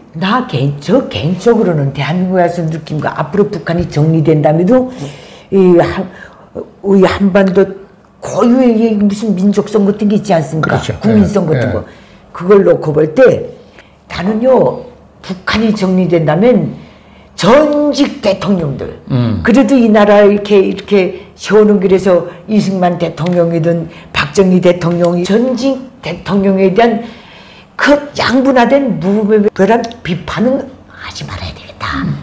다 그거 많이 생각합니다. 네. 그렇게 욕할 거 같으면 대저 이성계부터 욕해야 돼요. 또 떠나서国民당 마지막엔 당군도 욕해야 돼요. 우리가 약자였을 때 그게 자동적으로 나오죠. 네. 서로 손가락질하고. 그래도 정말 앞으로 동북아시아의 영토의 크기가 아니라 국가의 영향력으로 볼 때 그렇게 나가자면요. 그것도 이제 내려놓을 때가 된 것 같아요. 그렇죠. 이제 네. 좀 이제는 위세가 있으면은 덮을 건 덮고 그래서 제가 이제 미국에 살면서 밖에서 들어온 사람이니까 미국 애들이 못 보는 걸 우리는 또 보는 게 있어요. 그렇죠, 그렇죠. 미국 사람들이 보는 걸 우리가 또 모르고. 그런 면에서 이제 내 의견을 얘기하면 우리랑 비슷하게 이제 60년, 70년, 80년대 미국에 와서 살았던 어떻게 말하면 이제 원로라고 그럴까 이제 나이 먹은 사람들의 특히 이제 우리는 약동하는 세대를 살았잖아요. 전쟁, 부흥, 그다음에 이제 안정기에 들어가가지고 세계 정상들하고 이제 서로 이제 아기다툼하고 이제 위를 서로 이제 견주고 다투는 요 묘한 세 스테이지를 지났으니까 그렇죠. 우리가 보는 바를 남겨주고 가면은 탈북한 애들이나 그렇죠. 아니면 세 번째 세대 애들이 보고 근데 그걸 우리 생각처럼 fully 이해는 못하죠. 그 세대도 틀리고 문화도 틀리고 그렇죠.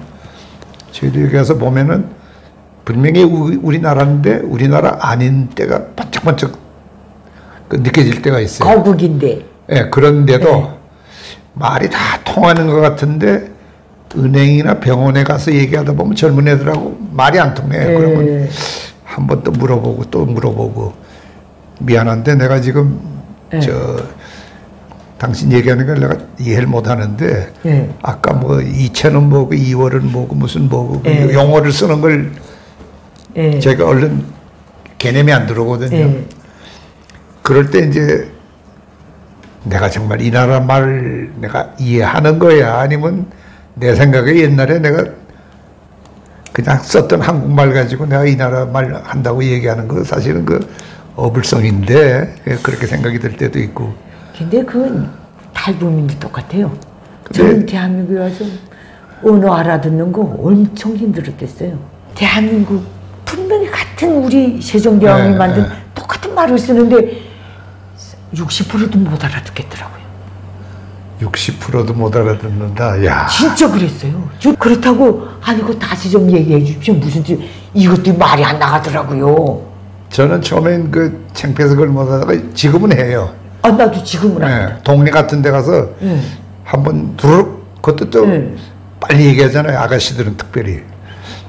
그러면 조금 천천히 얘기해 달라고 그러고 내가 조금 있다가 또 민망하게 뭐라고 그러면 그분이 무안해 하니까 아까 얘기한 요 부분을 그 뭐라고 하는 거냐고 내가 죄송하지만 내가 못 알아듣는다고 그러면 이러고 쳐다보기도 하고. 그렇죠. 근데 그건 어쩔 수 없어요. 시대마다 그렇죠. 자기 얼굴이 있다고. 그리고 또 이 예민성이 어디에 있는가 하면 이 북한 문제가 정리된다면 북한 사람들은 도시락이란 말을 몰라요. 다 벤토예요. 다 구르마요 끌고 다니는 겁니다. 일본 말 잔재가 많은데 여기 나와서 한 번 그 말에 딱 막 일본 숭상한다고 두드려 맞은 적이 있어요. 그래요? 그 북한에서는 일상화된 언어거든요. 그렇죠. 그럼 만약에 그렇게 돼서 북한 사람들이 벤토가 어떻고 구르마가 어떻고 하면 북한 사람들 다 친일분자라고 까겠나? 이 문제도 또 있는 거예요. 그렇죠. 어떻게 알았어? 이건 예민하거든요. 대한민국 국민들은 진짜 그런 데서 우선 이렇게 보는 것 같아요. 실수하는 게 없나 우리를 상대로. 우리는 안 그런데. 그러나 앞으로 또 상황이 바꿔질 수도 있거든요. 그렇죠. 그렇죠. 북한 사람들은 분명히 한민족이었는데 김일성 저기서 기를 다 빼놓고 이제 사람들 그저 말하는 가축으로 만들어놨지만은 우리 대한민국을 놓고 볼 때는 고유한 그 속성이라는 게 불편한 건 못 참는 것. 그렇죠. 불편한 건 절대로 못 참아요. 뜯어 고치든지 엎어버리든지 이게 대한민국의 발전의 동력이었던 것 같기도 해요. 남한테 지는 거 못 참고. 지는 거 못 참고. 근데 우리 아버지 어머니 나 공부 진짜 못했거든요. 나 공부하라고 달린 적이 한 번도 없어요. 근데 내가 17살에 대학 들어갔거든요. 공부 제일 못하는 게 들어갔어요. 나는 원래 성적으로 보면 종합대학 간다는 건 그럼 해가 서쪽에서 뜨는 일이지만은 아니 리복 저 시스템에는 공부를 못하면 대학 자체 우선 가서 다니질 못하잖아. 입학이 안 되잖아. 북한이요? 북한은 시스템이 다른 게 뭔가면 실력 첫째, 두 번째 가정 성분 이게 아니에요. 쫙 뒤집어서 첫째 부동의 1위가 출신 성분이에요. 성분이 넘버원이고 계급적 성분이 1위예요. 그리고 종합대학 같은 거는 두 번째 인물까지 봐요. 인물까지? 왜 그런지 알아요? 이 사회주권 여기서 간부 인재들은 인물도 좋아야 된다는 거예요. 그래서 그런 대학에는 장애인도 못 가요. 안 돼요? 두 번째는 인물 봐요. 세력 인물을 딱 봐요. 세 번째가 실력이에요. 실력이. 그래서 정말 북한의 간부 기득권 핵심으로 올라갈수록 그 양성 기지가 바로 대학이에요. 그 정치 기본 기득권이 김일성 종합대학, 공산대학 이렇게 나가고 또 행정 인재를 키우는 데가 또 다르고 손이 또 달라요. 외교계로 키우는 게 또 달라요. 과학기술로 또 달라요. 김제공업 종합대학이고 다 다른데 어느 대학이든 간에 북한의 모든 대학 졸업생은 간부예요. 북한에서. 그렇기 때문에 졸업해서 직장 나가면 정치학습이건 모든 행사가 두 개로 딱 갈라져요. 간부 학습반, 당공 근로자 학습반. 이거는 고등학교까지 졸업한 해요. 대학 졸업반부터는 여기서 해요. 이거는 정치학습이건 뭐건 다 따로 해요. 근데 난 평소에 내가 궁금했던 게 이북서를 10년 군 복무를 해야 되잖아요. 군 복무를 하고 27, 28살 돼서 대학에 가죠. 머리가 깡깡 그냥 다 마르고 저 비틀어진 머리를 대학에 가면 도로 공부가 돼? 이것도 난 그 이해가 안 돼. 왜 10년 복무한 학생들을 여느 그 단과대학들은 이건 가물에 콩나듯까지만 김일성 종합대학이라든가 김제공업대학이라 여기는 이 사람들이 많이 가는 이유가 뭐 있는가 하면 북한의 간부 선발 기준이 딱 있어요. 근데 걔들도 10년 군 복무를 안 하고 간다는 얘기예요? 아니죠. 첫째, 출신 성분이 좋아야 되고 성분이 좋고 둘째, 군대 복무를 해야 되고 10년을? 무조건 군대 복무해야 돼요. 근데 나이가 27살 되면 머리가 굳어지는데 그래도 닿습니다. 셋째 노동당원이에요. 셋째가 노동당. 넷째 대학 졸업이에요. 실력이구만. 넷째가 대학 졸업이에요. 그러니까 출신 성분에다가 무조건 군대 복무를 해야 돼요. 왜? 전쟁 준비 국가이기 때문에 이 스펙을 쌓지 않으면 어떤 기득권에도 못 들어가요. 그 다음에 노동당원이어야 돼요. 이래야 내가 간부를 출시할 수 있는 이 기본 문건 대상이 된다는 소리예요. 근데 남한처럼 내가 사업에서 성공하겠다는 우회하는 방법은 없고 절대 없어요.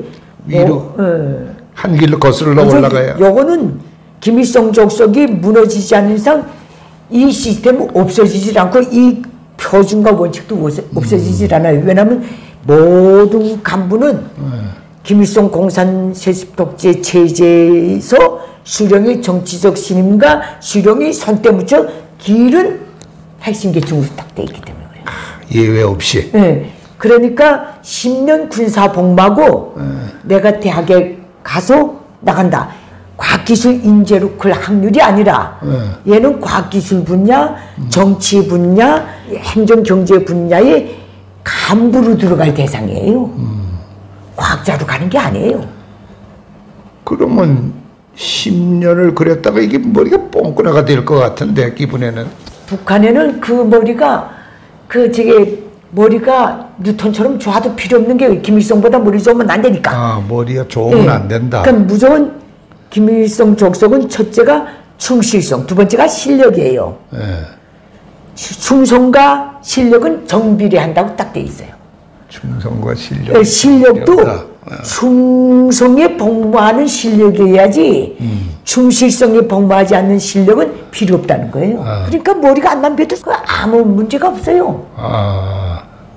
김일성 족속 말만 잘 들으면 되고 그놈들이 사상으로만 무장하면 되는 거예요. 그러니까 10년 후에 27, 28살에 대학 가면 기계 껐던 걸 켜놓은 것처럼 그렇게 또 시작이 되네. 군대가 어떻게 되냐면 군대 나가죠. 군대 나가서 정치상학, 군대 정치상학에 일관돼 있고 관통돼 있는 내용이 수령의 혁명군대, 수령의 군대, 수령을 위한 총포탄, 수령 결사옹이 요 연장선에서 이 교육을 받은 연장선에서 대학에 가는 거예요. 대학에 가면 또 정치 과목은 다 그렇게 나가요. 이걸 군대 복무 10년, 대학 5, 6년 거의 20년 공부하고 나오면 얘들은 만년 석기가 돼버리는 거예요. 그 외에는 다른 사상이 있는 줄도 몰라요. 그러니까 군대 가도 10년을 총 들고 뛰어다니는 게 아니고 사상 교육을 그냥 매일 병사 때부터 시키죠. 계속 하니까. 그 연장선이에요. 정치상학은. 근데 우리 클 때 보면은 군대를 2년만 갔다 오면 집중을 못하고 공부에 지장들이 있거든요. 그러면 뭐 이참저참해서 에이 뭐 사업한다 뭐 나 집에서 하는 그 사업 그냥 물려받는다 그러고 외길로 나가는 애들이 꽤 있었단 말이에요. 자율적인 자유민주 국가의 시장 경제 국가에서의 그 시스템이 있기 때문에 얼마든지 북한은 그게 아예 없기 때문에 선택의 여지가 있으니까 그건 가능한데 이거는 아예 없죠. 외골수로밖에 여기서 한 놈도 일성족속이 현 시스템 밖에서 움직이질 못하는 게 북한이에요. 그러니까 뭐 시도하는 순간 죽어야 돼요. 딴 초이스가 없구만. 그러니까 북한에는 볼 때 당간부, 당간부. 그다음에 외교 일군, 외교. 그다음에 군, 보위부문 이 모든 걸 놓고 볼 때 권력의 순위를 놓고 볼 때 당의 신임도 이 모든 걸 놓고 볼 때 외교부가 요거예요. 이거는 진짜 핵심 계층, 저체제를 그 수령 절대주의 체제 수호하는 그 핵심 계층에서 웬만해서 외교관을 안 뽑아요. 그렇기 때문에 외국어 대학 가는 애들은 자기네가 성분이 좋아서 가는 줄 아는데 그게 아니에요. 원칙적으로 놓고 볼 때는 기본 계층에서 가는 거예요.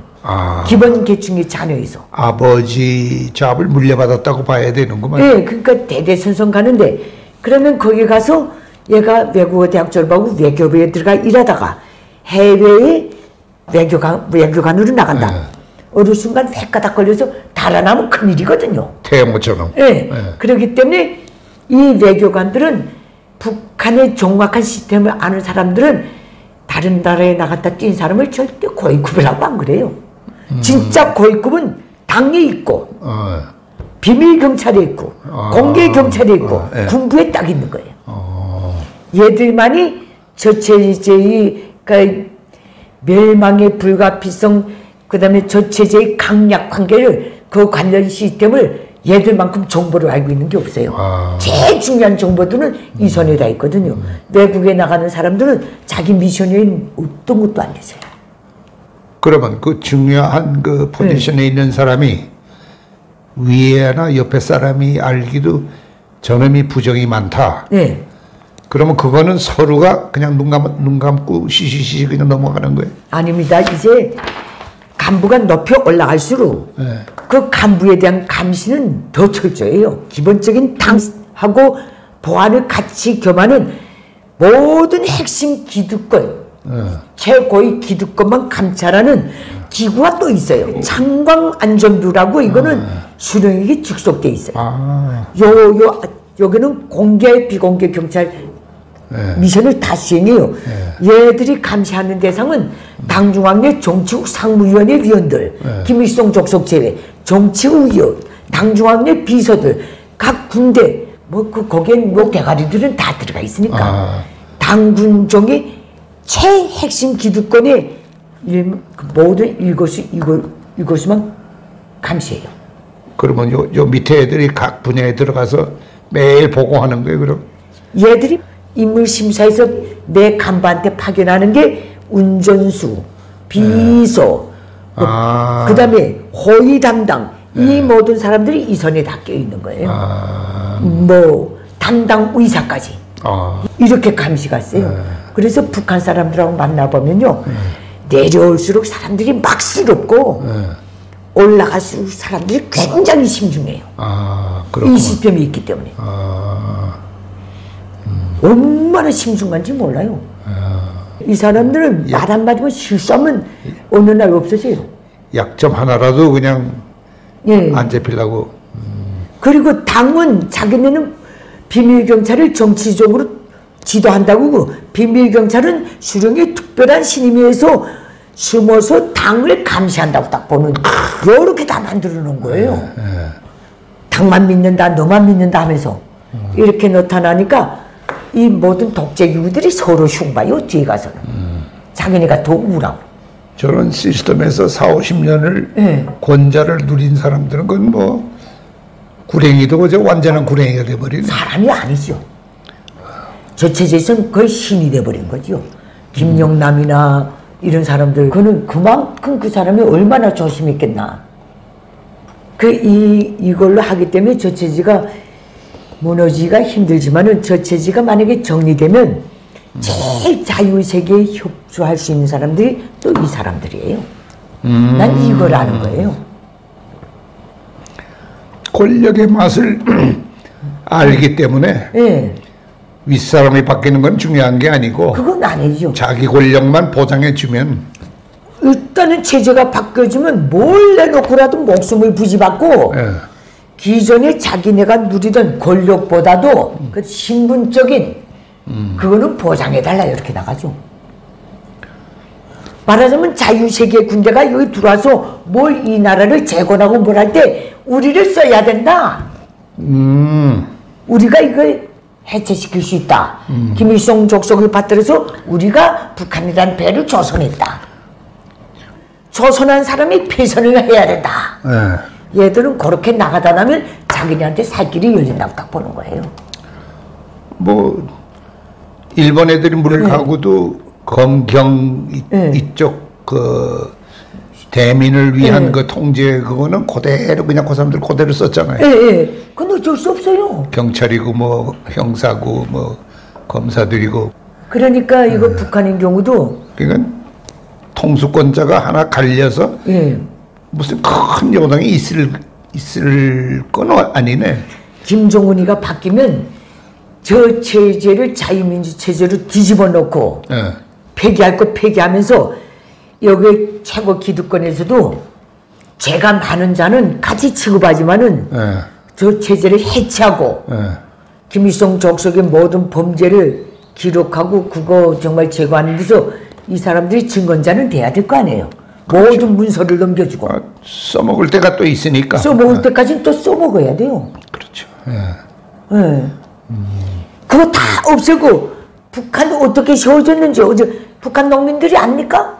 일반 노동자들이 압니까? 그렇죠. 대한민국은 더 몰라요.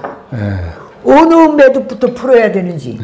이 사람들이 그런 세워놓은 사람이 해체도 시키는 지혜를 빌릴 필요도 있죠. 그렇겠죠. 그러나 그 자손들은 그 똑같은 경쟁사에 뛰어들어야죠. 너희도 그때 되면 월급제이다. 그저 이렇게 보면 되는 거죠. 이렇게 보면 희망도 있어요. 그래요. 농당 해체 하면 여기서도 건질 부서가 있고 철저히 파괴해야 될 부서가 있어요. 이 건질 부서들이 이 경제 담당 부서요 이런 것들이고 노동당 조직 지도부 선전선도 뭐 이거는 깨끗이 파괴해버려야 돼요. 그 다음에 문서실은 여기 안 들어가 있거든요. 기록실이라든가 이런 것들은 또 활용해야죠.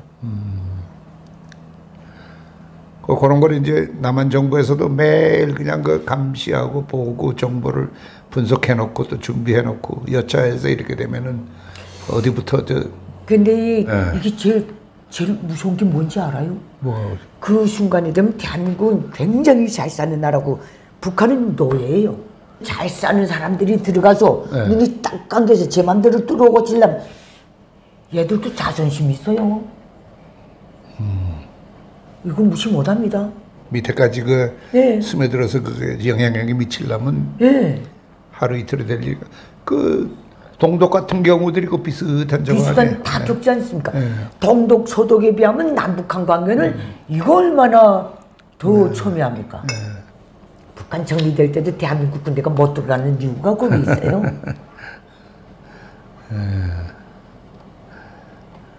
들어가면 안 되거든요. 특히 요새 그 현 세대 20대, 30대, 40대들이야 지금 50대, 60대처럼 그 영악하지가 않잖아요. 그러니까 이거 정리할 때는요. 북한 사람들은 미국에 대한 동경이 굉장히 커요.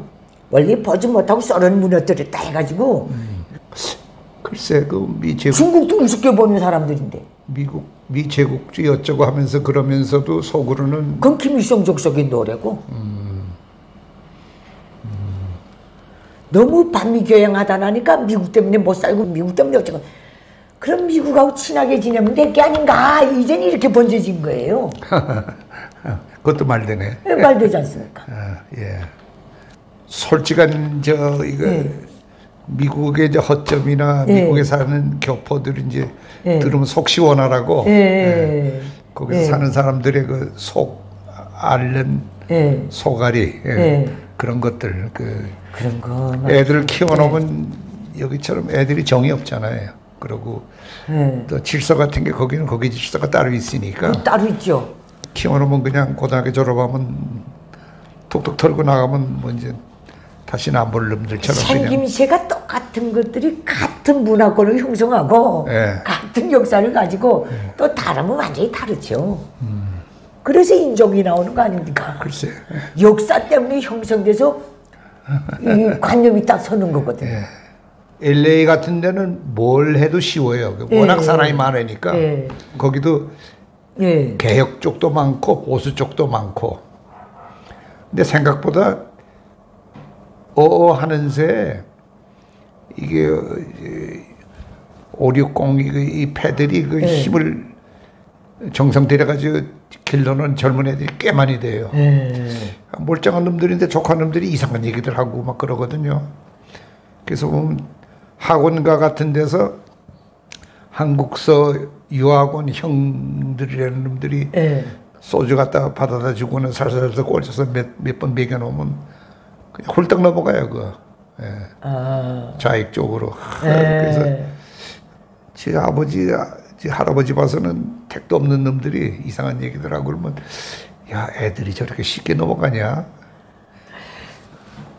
모르니까 물론 그렇죠. 모르기도 하고냐. 자기네 관념대로는 부모 세대는 이제는 그 과거라고 보는 거예요. 바뀌어야 된다. 이거는 이만큼 바뀌었는데 자기네 부모들은 안 바뀌는 것 같아서 자기네 나름 답답한 거라. 부모들은 뭘 몰라. 그것도 아닌데 사실. 이 고대 어느 나라가 늙은이들 전쟁이 나올 때 하나도 쓸데없다 다 죽여라 해가지고 다 죽은 다음에 전쟁이 일어나서 짤망했다지 않습니까? 지혜를 물려줄 사람이 없어서 어느 정도. 그래? 늙은이는 나라의 지혜라 그랬거든요. 그렇죠. 그렇죠. 경험을 대학에서 배웁니까? 그리고 또 딴 시점은 노인, 나이 먹은 70, 80, 90인 사람에 대한 이해가 여기하고 미국, 그러니까 서구 사회가 조금 틀린 것 같아요. 우선은 경제적으로 애들을 20살 탁 넘어가면 다 독립시켜 버리니까 여기 부모들이 가지고 있는 부담이 없잖아요. 시집 그렇죠. 장가 간다고 네, 돈 들고 네. 집 사준다고 돈 들고 그러면 또 없죠. 직장 뭐 뒷바라지해지고 심지어는 여긴 캥거루. 퇴직금 가지고 또 아들 장사 집어넣었다 다 날리고 캥거루족이라고 그러잖아요. 그래서. 글쎄 말이에요. 예. 근데 거기만 해도 자기가 평생 일한 거 연금 나오고 네. 정부에서는 뭐 나오고 뭐 그러니까 우선 사는 거에 대한 큰 신경을 네. 안 써도 되거든요. 그렇다고 무슨 여기처럼 그렇게도 남발하고 그러는 컬처가 아니니까 생각보다 그렇죠, 그렇죠. 쫀쫀하게들 저는 사니까 제가 보기에는 그거는 부러워요. 거기가 그건 진짜 부럽죠. 나이 먹고 경제적인 그 두려움 없이 살 수 있다면은. 근데 여기 보니까 그걸 많이 걱정들 하거든요. 이거는 동양의 동양의 토양, 봉건 유교 토양 때문에 그러는 것 같아요. 글쎄요. 예. 이 공자가 죽어야 산다고 진짜. 이 보면 여기는 다 그러죠. 여기도 재력도 조금 있고 그런 사람들 같은데 뭐 한참 있다 보면 손자들 때문에 또 막 부서지고 뭐 모아놨던 거다 갈라내고 나중에는 평수를 늙었다가 다시 또 준다면요. 60평이 40평, 30평, 뭐 10몇 평. 내부터가 벌써 내가 이거 나를 위해서 뭐 어떻게 이렇게 하는 게 아니라 저 손주들 공부시켜야 되겠네. 내가 돈 모아서 부셔야 돼. 이런 완전 택도 없는 제 부모도 안 하는 걱정을 내가 하고 앉아 있어요. 그게 없어야지 내가 정상인데. 우리는 애들이 대학 간 한 중간부터 그게 벌써 해방이 됐거든요. 그 얼마나 개운합니까? 그러니까 그걸 그렇다고 뭐 댕기면서 그걸 설파해가지고 뭐 해가지고 사회가 바뀔 건 아니고. 그렇죠. 그것도 그때는 옛날에는 또 자식들이 부모를 마지막까지 끼고 살아야 되고 그 자식이 어릴 때는 부모가 자식을 끝까지 끼워서 한 집에 오고 이제 갈라지기 시작했으니까 이것도 또 다음 단계 가면 이것도 끊어질 거예요. 그렇죠. 그렇게 생각하면 그 시간의 문제고. 역사적인 문제인 것 같아요. 또 어떻게 보면 정이 없는 나라죠. 정이 없는 나라고. 또 여기는 좀 무례하고 무모하긴 하지만 나이 든 사람이 젊은 사람을 간섭할 수 있는 나라 아니에요. 그렇죠. 그건 그렇죠. 얘기를 하잖아요. 얘기는 하죠. 뭐 직장 얘기 하나 진학이나 무슨 뭐 그렇죠. 화원하고 결혼하는 거나 와서 물어보고 그런 건 있죠. 기담 미담 뭐 싫으면 싫다고 그러는데 미국은 그런 거 없거든요. 오다가다 결혼하면 이사 뚝 시키고 가서 사는 건 아닙니까? 그러니까 뭐 한참 있으면 뭐 누구 얼마 왔더나 우리 이번에 결혼하는데 아버지 오실래요? 안 오실래요? 야, 재밌다. 뭐 결혼 안 하고 뭐 20년 30년 더 살면서 사는 애들도 많고. 하여튼 오늘 수고 많으셨습니다. 아이고, 감사합니다. 감사합니다. 이렇게 기회를 주셔서. 자주 만납시다. 예. 바꿔가면서. 감사합니다. 너무 고마워요.